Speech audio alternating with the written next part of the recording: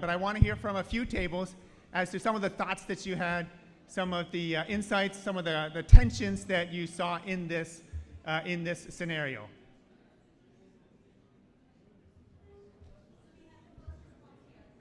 Yes, please. Thank you very much. Okay, we have somebody who's going to give some talking out now, so I want all the tables to be quiet, please, at this time, please. Okay, this is not a time for academic freedom. This is a time for listening. Actually, the topic which the speaker... Okay, on that far side of the room, really, please stop the conversation. I want us to be all together as one, and this is my request. Thank you very much. Hello, I just would like to point out that the topic already chosen by the speaker to address is the neoliberalism and development in South Asia. Liberalism is a very broad topic, and it is already or always a very debatable topic in Pakistan or in context of the Southeast Asia.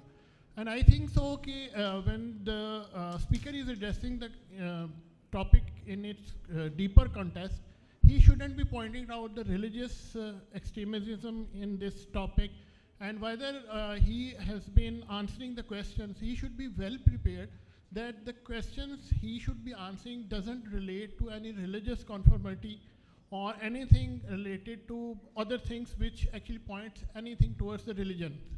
Because religious, whenever you are pointing anything to the religious conformities or anything like this one, it always started a debate like this one. And when these kinds of debates started, actually these are not the persons who are present in the vicinity or the listeners or audience there. These are always the persons who are at the back end, who have some kind of enmity with the speaker and all this, and they wanted to actually flourish, or they wanted to extend these comments, and they actually started making a perception that the question answered is related to the religion. I think so it point out towards the second part, which normally says academic freedom, that no controversial topics, no religious or all these kinds of topics should be addressed, or these, in the first hand, when the speaker is choosing these kind of topics, he should be well prepared that if a question arises which points towards extremism, he should be in a very good position to actually answer that one. It's our take on this one. Yeah, so the question then is this a violation of academic freedom? Let's say this, and I'm going to throw this out, I'm going to let other people speak. So the question becomes then, right, does the institution, sanction him? Does the institution bless this and say, okay, it's fine? That's where this becomes an issue, because it relates to this issue of introducing and teaching controversial and sensitive matters which have no relation to the subject. Does it have relation to the subject? If it does, it's protected. If it doesn't, it's not protected. Yes? Thank you so much. This is a very interesting case study, and I think this is more of a case study for English literature and linguistics students. The charge of the words. The word neoliberalism does not give you a license to say whatever, because our words have power. Words have both positive connotation and negative connotation. And as responsible citizens of the society, not only being teachers, but also being responsible citizens of the society while sitting here, we need to be very careful with any word which we use. Regressive is the negative of the progressive. Backward, forward. So if you are categorizing people into negative binaries, that the people are going to be offended. And neoliberalism in itself does not mean that you offend people or you call people regressive. I had been a student of neoliberalism as well, and I have had training with that, how to be liberals.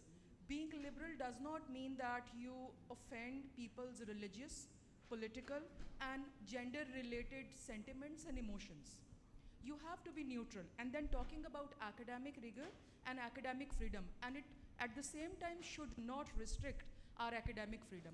First of all, I think we should all be prepared to say this in class that, sorry, I do not know the answer or the full answer to this question. Very good I point. will come prepared in the next class and make sure that you save yourself. We are living in very precarious times. You have to save yourself and your students. In response to this, this debate, some student might have said something offensive, and the students might have, the entire class might have turned on towards that individual students. So I practice this in my classes. I try to remain safe myself, and I try to keep my students safe as well. Always support whatever answer you share with your students with academic citations. I'm so sorry I'm being too scholarly and research oriented, but it helps us. It helps us cushion the blow. And you kind of balance it. Some experts say this, some experts say this. Now this is your task to look more into it and reach, after critical thinking, on your own decision. What do you think about it? And every person can come up with, every student can come up with his or her own conclusion of the situation. But your idea and I think a teacher's job is to present ideas, to float ideas, not to give judgmental statements on anything. So float ideas, give students some references, that these are the references you people may look into, and find your own answers to these things. That's where you save yourself a lot of trouble, and you also keep your students safe. Very good.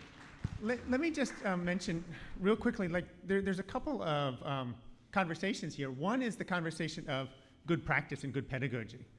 And so it's clearly is sometimes there's things that are just really bad ideas to say. Don't do that, because that's not good teaching. There's sort of another level of conversation, which is the academic freedom conversation, to say something that might be controversial. And there's a level of protection that I want you to know that as an institution you have from our side, not to say, to hurt people, but that if you engage in something that's a legitimate conversation, that you are not going to get fired for saying something that needs to be said in the classroom.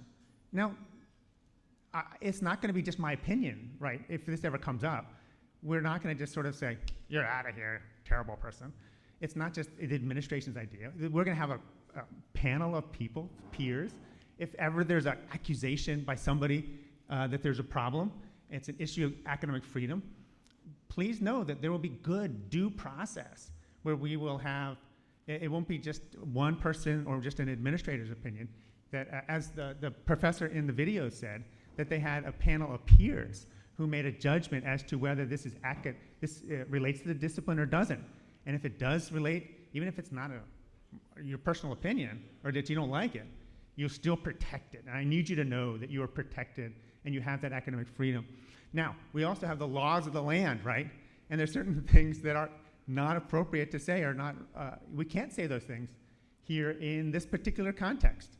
And so there's judgment and discernment that all of us, especially you, all of us, I'd say especially me, especially all of us, have to exercise when it comes to these things. Okay, now we could talk about scenario one the whole time, right? Let's go to scenario number two. Okay.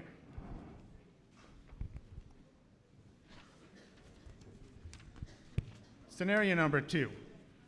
At Peshawar University of Social Sciences, Dr. Farida Hassan, a contractual professor of political science with a 5-year contract, non-tenure track, regularly contributes opinion. If people can be quiet for just a moment, let me just read it quick. If we can just be quiet for just a moment. Thank you. Let me just read this. And especially if we have guest speakers, please don't talk. I was really embarrassed today that you were talking while we had our guests on stage. Please don't do that, especially if we have guests. Okay, back to this. 5-year contract, non-tenure track, regularly contributes opinion pieces to national newspapers. While her academic work focuses on electoral systems, her public commentaries often address broader socio-political issues. A leading national newspaper publishes her op-ed titled "The Myth of Democratic Progress in Pakistan," in which she makes sweeping claims about structural fascism in contemporary governance and labels specific political parties as anti-democratic forces.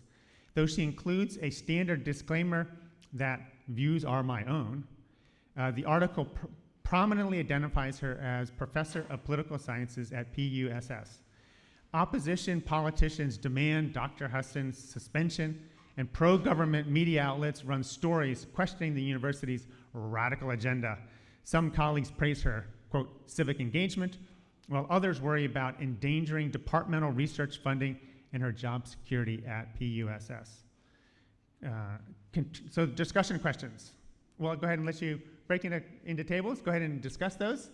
And then I'll call us back to a big group in about 5 minutes. Go to it.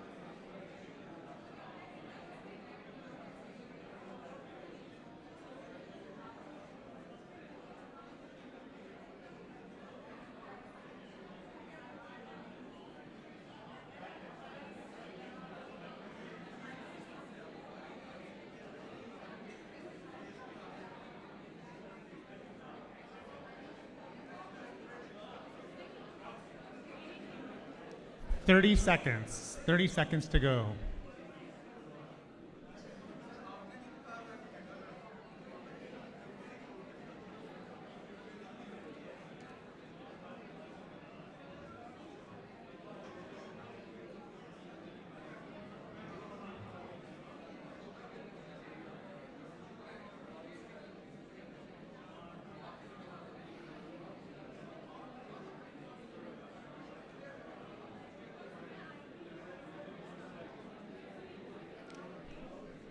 Okay, 5, 4, 3, 2, 1. So time's up. Lift off. Okay. At this point, let's conclude our table discussions. I'm sure they've been fantastic discussions, but this is a time to listen to our colleagues as well. So it's time to quiet down. I see most of the conversations ending now. Here, can I? It's Okay. almost done. Hi. Good I'm afternoon. going to call in Dr. Fatima first.